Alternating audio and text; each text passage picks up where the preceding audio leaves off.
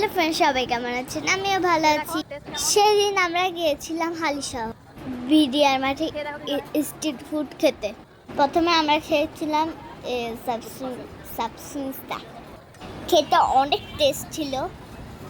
সাবস্যান্ডউইচ খাবার পর ওই দোকান থেকে মিট বক্স পার্সেল নিয়েছিলাম। দেখো, তোমাদেরকে দোকানের নামটা দেখে দিলাম। তারপর আমরা হাঁটতে এটা দেখছিলাম কি কি খাবার পাওয়া যায়। ওখানে অনেক ধরনের দোকান ছিল, বেশিরভাগ ছিল চটপটি ফুচকার দোকান, জুস লাচ্ছি চায়ের দোকানও ছিল, পিৎজা বার্গার নাচোস বিক্রি হচ্ছিল। তারপর ঝালমুড়ির দোকানও ছিল।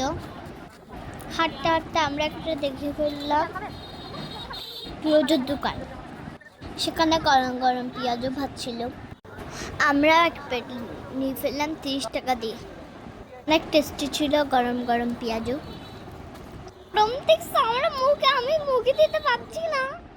এসব দোকানগুলো দেখলাম আর আমরা আর কিছু খাইনি। তারপর গেলাম আইসক্রিম নিতে। আইসক্রিম হেঁটে হেঁটে চলে আসলাম। Bye bye.